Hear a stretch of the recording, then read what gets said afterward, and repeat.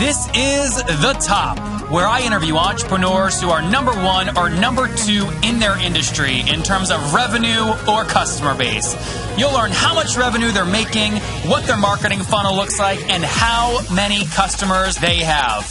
I'm now at $20,000 per talk. 5 and 6 million. He is hell-bent on global domination. We just broke our 100,000 unit sold mark. And I'm your host, Nathan Latka. Okay, Top Tribe, this week's winner of the $100 is Zach Ferron. He's a 22-year-old Apple employee, and he's listening to the show and loving it. For your chance to win $100 every Monday, simply subscribe to the podcast on iTunes now, and then text the word Nathan to 33444 to prove that you did it to enter. Nathan Latka here. This is episode 559. Coming up tomorrow morning, you'll learn from Steve Benson. He founded Badger Maps, which did $1.2 million in revenue in 2016, past $120,000 in monthly recurring revenue, and they're looking at 3x here in 2017. Folks, good morning. Nathan Latka here. Our guest today is Andrew Gryaznov. He's an artificial intelligence and cloud computing evangelist based in Dublin and Moscow. He's the founder of JSX Exchange, the cloud computing commodity exchange, and has built several other services and tools ranging from SSHTO.net, Platico, and many, many others, including one that bonds Linux daemon. Andrew is also a telecom and Linux expert and finalist at the GSOC 2005 Summit. All right, Andrew, are you ready to take us to the top? Sure. All right, very good. Tell us what JSX Exchange is and how you founded it. Okay, so I have a vision that in the nearest future, computation will be the most influential and most valuable resource instead of oil and gas. And if we admit that computation is a resource, then we basically sorry, can we restart? No. No. Keep going. You're doing fine. Sorry. Okay. Hey, Andrew, don't be nervous. Just talk to me. Just tell me what you do. Basically, when we admit that computation is a resource, then we have this unfairness between how we treat ordinary resources, like, for example, oil and gas, and how we treat computation. In the means that oil and gas are so-called commoditized resources that are freely traded on a commodity exchange, and they are traded at a fair price. And you can apply different financial mechanisms to optimize your spending, like, for example, hedging, or even make some speculative trades. So this is what we have invented. We have invented a way to fully commoditize cloud computation. The products that, for example, Google or Amazon sells, then we can put it on the order book, on the exchange's order book, and we can directly compare apples to apples the prices of many different of any supplier, and form the classic exchange trade, and allow for hedging and speculative trades and all the financial goods that a company can receive from the exchange. So, Andrew, how do people do this now without your exchange? What do they use? Like basic indices? So basically, when a company wants to buy some resource like cloud computing on a scale, they call each provider. For example, they call directly Walter or whatever cheap discounted provider they know on the market, and they directly negotiate on the prices, or they just look through the price listing or any price calculators that, for example, Google or Amazon has, and they estimate their prices on that, and then they compare, and kind of complicated process. And if they want to directly just buy some complete infrastructure, they cannot do that now. They are required to do each case, to examine each case. So on the homepage of your website, it says buy, sell, and speculate cloud servers. What does that mean? You're basically taking all the cloud server space in the world. You're putting prices against it and allowing people to basically buy and reserve that space. Is that accurate? Something like that. So what we expect from our first customer base, from our first customers, is that the financial institutions, big banks, or big companies that do trades on the financial exchanges, for example, current financial exchanges, they usually use lots of computation. And this is a new norm. For example, XFX, one of the best performing trades, they claim that they have a supercomputer power that is in the top 500 supercomputers in the world. So that's why they are so successful as a startup in the financial world. Do they own that supercomputer? Like the bank actually owns a supercomputer or no? Actually, they do not tell. So we have some insider information that I cannot share right now. Come on, Andrew, give me the good stuff. Okay, but we are, unfortunately, I cannot, because financial world is kind of sensitive all around. God, they'll come after you. But I will share that anyways in the nearest future. You'll know that definitely. So what we are doing is we are allowing for these companies that already know what is financial exchange, what is hedging, how they can benefit from that, from changing prices, from floating fair price.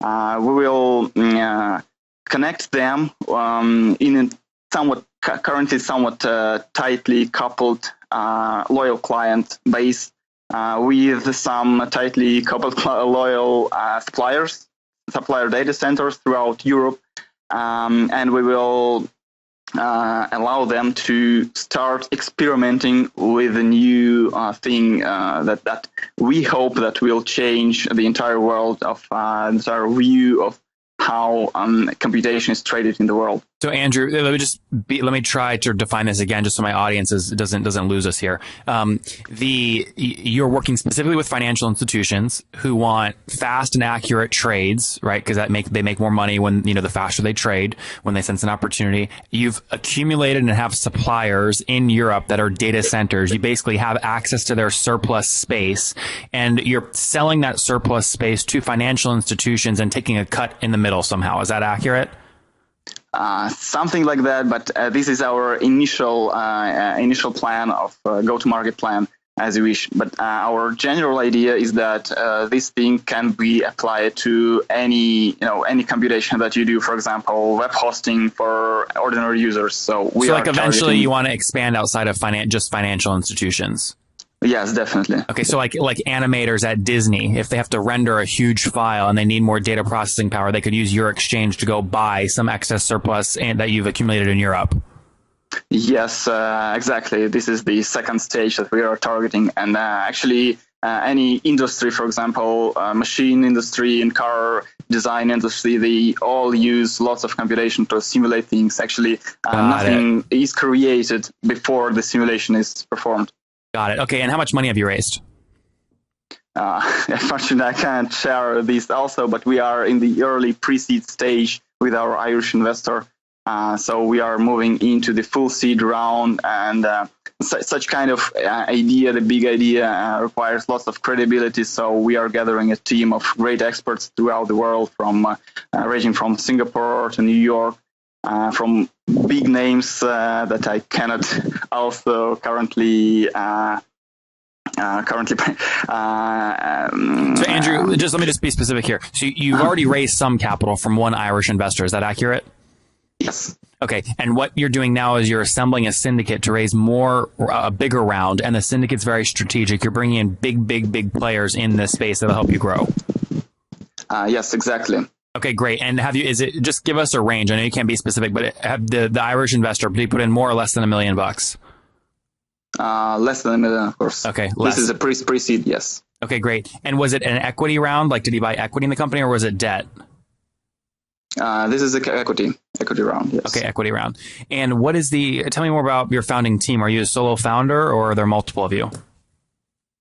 Actually, I was a sole founder for quite a long time. But as, for example, Brad Katsuyama, who recently succeeded in launching the full-featured JSX Exchange, the new exchange, the startup, he shares that in order for you to make such a big thing, you should have lots of credibility. And to have lots of credibility, you need big people in your team that share the equity with you, that share their trust and credibility. So this is the thing that I am currently working into. So you're just a one-man show, though, right now. Is that accurate? No, of course not. I have a team. How big's the team? That was my question. Okay, about 5 people. Okay, got it. We are a team of 5, yes. Yeah, and you hired those folks, or they're co-founders? They are co-founders because obviously I cannot afford to pay the wage for this kind of people. So yes, we are a team of co-founders currently. Awesome. All right, Andrew, let's jump into the famous 5 again. I wanted to have you on because I think this space is interesting, and I know you're early on, but I want to follow your story. So let's do these famous 5 real quick. Number 1, what is your favorite business book?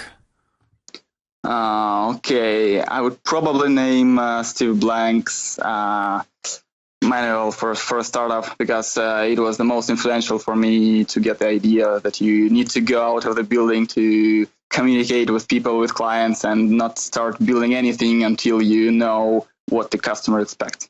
Number 2, is there a CEO you're following or studying right now? No, not yet. Actually, I'm following many people, and name one. I think name one. Okay, Brad Katsuyama. And what's he the CEO of? He is CEO of IEX, and he actually has succeeded in building an exchange that I also want to build, but in a different area. Awesome. Number 3, is there a favorite online tool you have, like TopTal? I think that it will be Trello.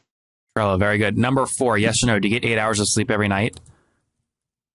That very much depends. So I try to accumulate sleep through the weekends, and I have very little sleep through the entire week. And what's your situation? Are you married, single? Do you have kids? I'm single. No kids? No kids, yes. And how old are you? I'm 31. 31. All right, last question, Andrew. Take us back 11 years. What do you wish your 20-year-old self knew? Pardon? What do you wish your 20-year-old self knew? No. No, what do you, so take it like when you were 20 years old, using the wisdom you've got over the past 11 years, what do you wish you knew when you were 20? Okay, so I guess that I would wish to know that I would like to think more global, because I was targeting local markets in Russia for quite a long time, and now I don't regret that, of course, because this is the experience that I needed. But in order to succeed in the startup scene, in the global startup scene, I would have targeted more international markets than local markets. Well, guys, there you have it. Andrew, the founder of JSX Exchange, starting off allowing financial companies to buy additional computational space to speed up transactions. They've raised less than $1 million from an Irish investor. He's currently building a syndicate of more powerful folks backing his new company. They have a team of 5 co-founders to date, and he wishes he was thinking more globally earlier on. Andrew, thank you for taking us to the top. Thank you. If you enjoyed Andrew today, go back and listen to David yesterday. David founded the company Hotjar.com 2 years ago, and it's already passed $500,000 in monthly, not annual, but monthly recurring revenue, helping 10,000 customers see what website visitors are doing. Top Tribe, I love giving away free money. I feel like Oprah giving away cars, and I have something special for you today.